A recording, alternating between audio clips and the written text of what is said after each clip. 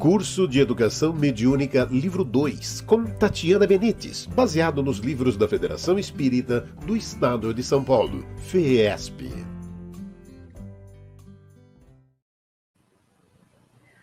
Olá, sejam muito bem-vindos a mais um curso de Educação Mediúnica. Agora começamos o livro 2. Enfim, começamos o nosso 5º livro. Então, se você não ouviu os outros livros, se você não ouviu as outras aulas, então é interessante que você comece desde o princípio. E sempre lembrando que é importante a gente fazer as aulas aqui, estudar, mas sempre estudar os livros base, que são os livros de Kardec. E também a parte prática, que aqui seria um curso de educação mediúnica com a parte prática, que a parte prática vocês possam fazer junto a um centro espírita sério, onde vocês também possam estudar presencialmente e fazer as práticas presenciais. Não tentem fazer isso em casa, tá? Então, hoje é a primeira aula. Esta aula está dividida em 2 partes, seria em 3, mas a parte prática a gente não faz, então seria 2 partes. E aqui nós começamos a primeira parte que fala sobre os médiuns e suas aptidões. Então, eu vou ler para vocês. A mediunidade nasce com o ser humano. É uma faculdade ligada inseparavelmente ao homem. Portanto, como diz Kardec, não constitui um privilégio para ninguém, porquanto apresenta uma variedade infinita de matizes. Existem aqueles nos quais a faculdade mediúnica se mostra bem caracterizada, em outros não é percebida, mas existe. A mediunidade não é percebida em todas as pessoas da mesma maneira, porque decorre das condições evolutivas de cada um e do seu estado atual, bem como do estado espiritual do comunicante. A mediunidade não depende de sexo, idade ou temperamento, sendo encontrada em todas as categorias de indivíduos, desde a mais tenra idade até a mais avançada. Para o exercício da faculdade mediúnica, a fé não é a condição rigorosa. Sem dúvida, lhe secunda os esforços, mas não é indispensável. A pureza da intenção, o desejo e a boa vontade bastam. Tem-se visto pessoas inteiramente incrédulas ficarem espantadas de escrever a seu mau grado, enquanto crentes e sinceros não o conseguem, o que prova que esta faculdade se prende a uma disposição orgânica. Isso está no Livro dos Médiuns, segunda parte, capítulo 17, item 209. O agente é o fluido perispirítico. A ligação ocorre entre o perispírito do comunicante e o do médium. Portanto, o espírito comunicante não entra no corpo do médium, ou seja, ele não incorpora no médium. Toda a gesticulação, trejeitos, fungação, bocejos, gritos, choros, risadas, bater de mãos e pés, até sotaque em idiomas estrangeiros são atitudes decorrentes da má educação mediúnica. O espírito que deseja comunicar-se procura um indivíduo apto a receber-lhe as impressões e a servir-lhe nem sempre com consciência do médium. A ligação é feita de acordo com o grau de afinidade existente entre ambos. Os espíritos se manifestam de maneiras diversas, mas os médiuns se agrupam em 2 categorias, os involuntários e os facultativos. Os involuntários agem por iniciativa dos espíritos, e os facultativos por iniciativa própria. Todos os gêneros de fenômenos espíritas podem produzir-se pelos médiuns. A ignorância e a incredulidade têm atribuído aos médiuns um poder sobrenatural, e segundo os tempos e os lugares, eles têm sido considerados santos ou feiticeiros, loucos ou visionários. O Espiritismo descobre neles a simples manifestação mediúnica. Segundo os efeitos apresentados, os médiuns são divididos em duas grandes categorias: médiuns de efeitos físicos e médiuns de efeitos intelectuais. Isso está no Livro dos Médiuns, segunda parte, capítulo 16, item 187. Médiuns de efeitos físicos são particularmente aptos para a produção dos fenômenos materiais, como movimentos de corpos inertes, os ruídos e etc. Podem dividir-se em médiuns facultativos. Têm consciência de seu poder e produzem fenômenos espíritas pela própria vontade. E médiuns involuntários, cuja influência dos espíritos se exerce a seu mau grado.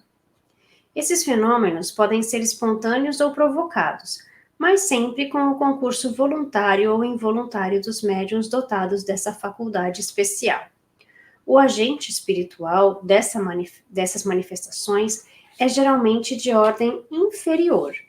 Os espíritos elevados só se ocupam de manifestações inteligentes e instrutivas. Isso está no Livro dos Médiuns, segunda parte, capítulo 14, itens 160 e 161. Médiuns de efeitos intelectuais são os mais aptos a receber e a transmitir comunicações inteligentes. Comenta Kardec que nos diferentes fenômenos produzidos sob a influência mediúnica, em todos há um efeito físico, e aos efeitos físicos se alia quase sempre um efeito inteligente, sendo difícil determinar o limite entre os dois.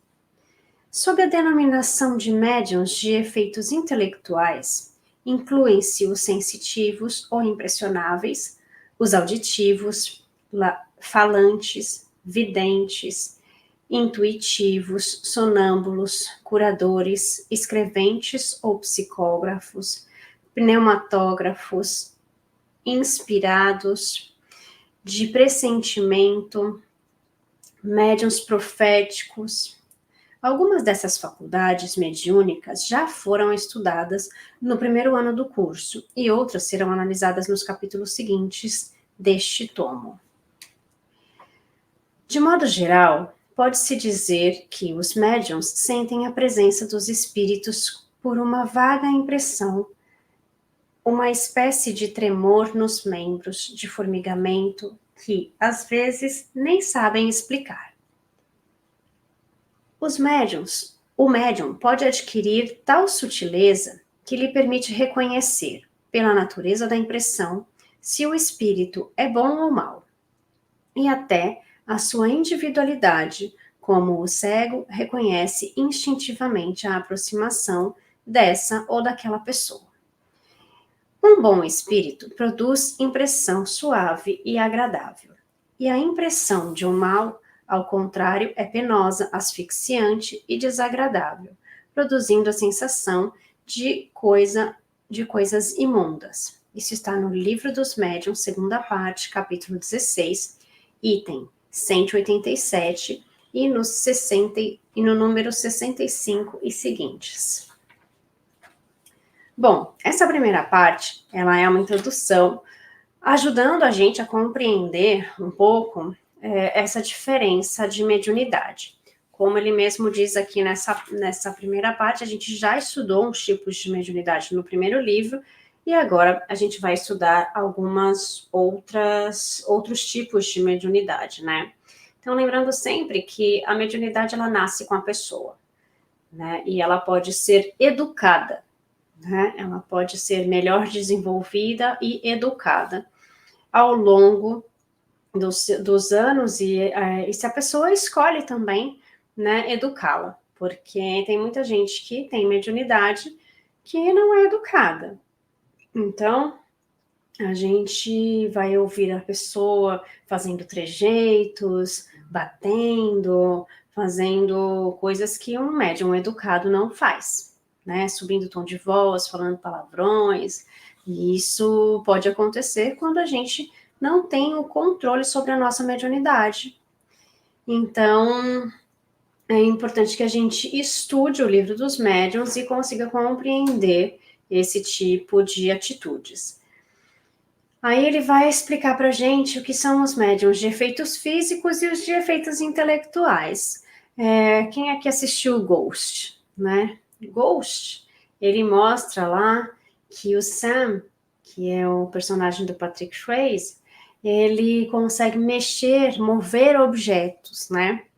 Não é exatamente como acontece ali no filme, porque ele fica treinando ali como fazer aquilo, né? E ele consegue movimentar os objetos quando ele está num ambiente sozinho.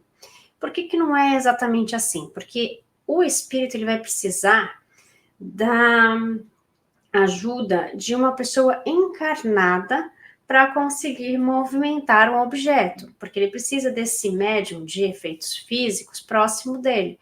Por quê? Porque ele precisa dessa energia, né, que é diferente. Ele vai precisar desse fluido, desse médium, para ele conseguir fazer essa movimentação em algo físico.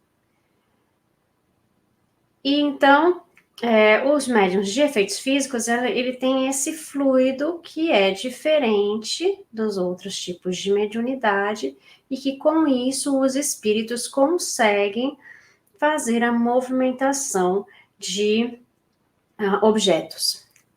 E os médiums de efeitos intelectuais são todos esses tipos aqui que ele fala, né? Os videntes, os audientes, os intuitivos, os sonâmbulos, os curadores, né? Todos aqueles que vão utilizar muito mais, né? Que vão utilizar a parte intelectual, ou seja, a parte mental, né? A nossa mente, né? Do que a parte física, tá?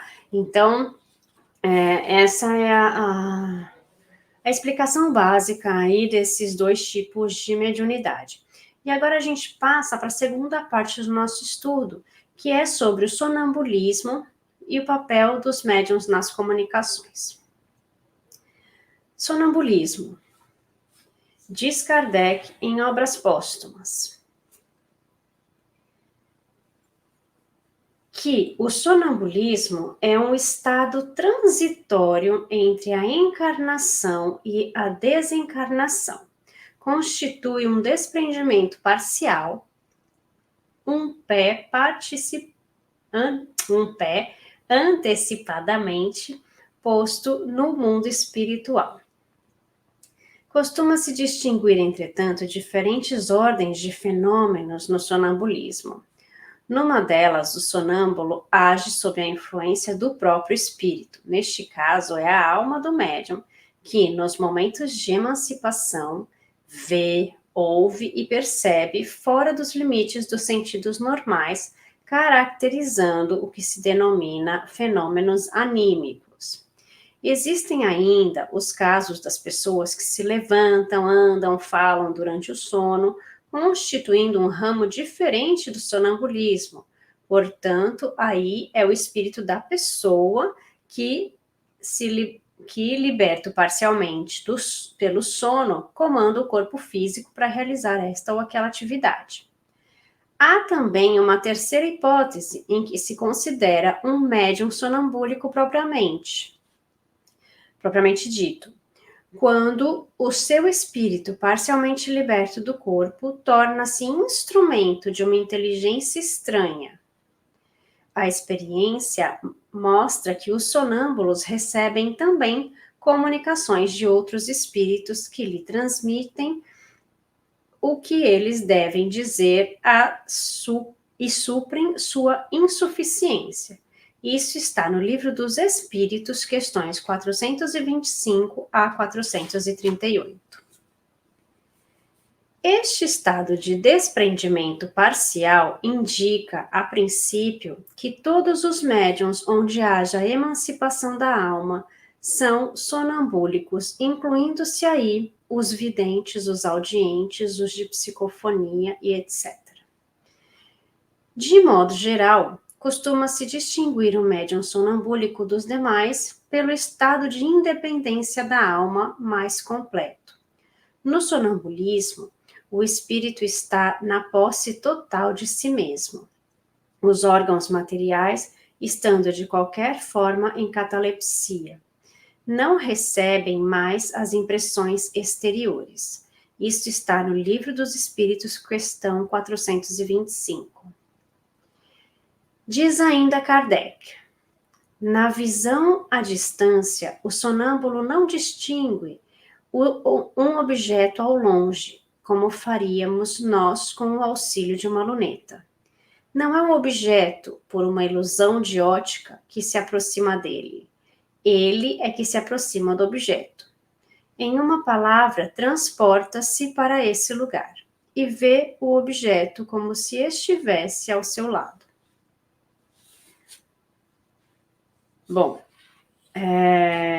essa parte nos convida a entender o que é o sonambulismo, porque a gente, desde pequeno, né, aprende que o sonambulismo é aquela pessoa que durante a noite anda, fala, né, durante o sono. E a gente vê aqui que tem vários tipos, e o sonambulismo, ao qual nós consideramos uma mediunidade, é aquela do qual temos uma comunicação com espíritos. Né? Então, tirando esta parte, é tudo manifestação do nosso próprio espírito. Então, ele fala, né, esse estado de desprendimento parcial indica, a princípio, que todos os médiuns, onde haja a emancipação da alma, são sonambúlicos, incluindo-se todos os outros tipos de mediunidade, os videntes, audientes, psicofônicos e etc. Por quê? Porque quando nós estamos no estado do sono, nós nos desprendemos e conversamos e temos influências dos espíritos. E ainda tem uma outra parte aqui, que ele completa na parte B, que é sobre o papel dos médiuns nas comunicações. Em Atos dos Apóstolos, capítulo 2, versículos 17 e 18, lê-se: e acontecerá nos últimos dias, diz o Senhor, que derramarei do meu espírito sobre toda a carne, e profetizarão vossos filhos e vossas filhas, e os vossos jovens terão visões, e os vossos anciãos sonharão sonhos. E naqueles dias derramarei do meu espírito sobre os meus servos e sobre as minhas servas, e profetizarão. Os médiuns são os intérpretes e os instrumentos dos espíritos. Quis o Senhor que a luz se fizesse para todos os homens e que a voz dos espíritos penetrasse por toda parte, a fim de que cada um pudesse obter a prova da imortalidade. É com esse objetivo que os espíritos se manifestam hoje por toda a terra, e que a mediunidade, revelando-se entre pessoas e de todas as idades e de todas as condições entre homens e mulheres, crianças e velhos, constitui um sinal de que os tempos chegaram. Para conhecer as coisas do mundo visível, e descobrir os segredos da natureza material, Deus concedeu aos homens a vista física, os sentidos corporais e os instrumentos especiais. Com o telescópio, ele mergulha o seu olhar nas profundidades do espaço, e com o microscópio, descobriu o mundo dos infinitamente pequenos. Para penetrar o mundo invisível, deu-lhe a mediunidade. Os médiuns são os intérpretes do ensino dos espíritos, ou melhor, são os instrumentos materiais pelos quais os espíritos se exprimem nas suas comunicações com os homens. Sua missão é sagrada porque tem, por fim, abrir-lhes os horizontes da vida eterna. Os espíritos vêm instruir o homem sobre o seu futuro, para conduzi-lo ao caminho do bem, e não para poupar-lhe o trabalho material que lhe cabe neste mundo, para o seu propósito, para o seu próprio adiantamento, nem para favorecer as suas ambições e a sua cupidez. Eis do que os médiuns devem compenetrar-se bem, para não fazerem mau uso de suas faculdades. Aquele que compreende a gravidade do mandato de que se acha investido, cumpre-o religiosamente. Sua consciência o condenaria como por um ato sacrílego se transformasse em divertimento e distração, para si mesmo e para os outros. As faculdades que lhe foram dadas com uma finalidade séria, pondo-o em relação com os seres do outro mundo. Como intérpretes do ensinamento dos espíritos, os médiuns devem desempenhar um papel importante na transformação moral que se opera. Os serviços que podem prestar estão na razão da boa orientação que derem às suas faculdades, pois os que seguem o mau caminho são mais prejudiciais do que úteis à causa do espiritismo. Pelas más impressões que produzem, retardam mais de uma conversão. Eis porque terão que prestar contas do uso que fizeram das faculdades que lhes foram dadas para o bem de seus semelhantes. O médium que não quer perder a assistência dos bons espíritos deve trabalhar pela própria melhoria. O que deseja que a sua faculdade se engrandeça e desenvolva, deve engrandecer-se moralmente, abstendo-se de tudo o que possa desviá-la da sua finalidade providencial. Se os bons espíritos às vezes se servem de instrumentos imperfeitos, é para bem aconselhá-los e procurar levá-los ao bem. Mas, se encontram corações endurecidos e se seus conselhos não são ouvidos, retiram-se e os maus têm então o campo livre. A experiência demonstra que entre os que não aproveitam os conselhos dos bons espíritos, as comunicações, após haverem alguns clarões, durante certo tempo, acabam por cair no erro, na verbosidade vazia e no ridículo sinal incontestável do afastamento dos bons espíritos. Obter a assistência dos bons espíritos e livrar-se dos espíritos levianos e mentirosos deve ser o objetivo dos esforços constantes de todos os médiuns sérios. Sem isso, a mediunidade é uma faculdade estéril, que pode mesmo reverter em prejuízo daquele que a possui, degenerando em obsessão perigosa. Evangelho segundo o Espiritismo, capítulo 28, item 9. Tudo está relacionado à nossa ligação mental. Os fins se atraem. Nenhum médium deve orgulhar-se envaidecendo-se de sua faculdade. Se suas comunicações merecem elogios, deve recebê-los como acréscimo de responsabilidade e não como mérito pessoal. Se derem motivos a críticas, não deve ofender-se, nem melindrar-se, nem alegar como defesa que o problema é do espírito comunicante, porquanto um médium evangelizado e consciente de sua responsabilidade estará sempre envolvido e protegido por bons espíritos. Recomenda-se, portanto, ao bom médium, antes de realizar comunicação com o mundo invisível, preparar-se adequadamente através da prece e da boa conduta íntima, que, em síntese, resumem-se no orai e vigiai.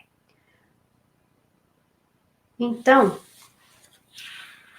para quem já leu Os Mensageiros, entende um pouco que André Luiz aprende também nesse livro, nessa passagem, né, de que as pessoas que vêm como médiums, elas precisam fazer uso, e bom uso, dessa mediunidade, né, porque isso foi escolhido para elas, para que elas pudessem se melhorar e auxiliar o próximo. Então, aqui a gente tem um pouquinho dessa explicação, que o médium que não utiliza bem a sua mediunidade, ou utiliza para ganhar dinheiro, ele acaba se afastando dos bons espíritos. E aí a mediunidade continua com ele? Pode continuar, mas aí quem vai estar ao lado desse médium não são espíritos superiores. Pode também ser retirada a mediunidade desse médium? Pode também, dependendo das suas atitudes. Então, isso está no livro dos médiuns, quem fala não sou eu. Só repito o que eu estudei. Então, a gente precisa, quem tem a mediunidade, fazer bom uso dessa mediunidade. Porque sim, ele é da nossa responsabilidade evoluir. Porque nós viemos aqui para evoluir. Mas nós evoluiremos com todas as ferramentas que nos foram dadas e com as oportunidades que nós temos de evolução. Então, se você é médium, você precisa utilizar isso para o seu bem e para o bem do próximo. E se você não é, você precisa evoluir com as ferramentas que foram dadas por Deus para que você cresça, evolua com essas ferramentas. Então, que nós possamos sempre fazer bom uso do que nós temos, das ferramentas que nos foram proporcionadas nessa encarnação. Eu espero que esse estudo tenha servido para vocês e que a gente consiga se encontrar aqui na semana que vem para estudar um pouquinho mais. Fiquem com Deus e até mais. Curso de Educação Mediúnica, livro 2, com Tatiana Benites, baseado nos livros da Federação Espírita do Estado de São Paulo, FEESP.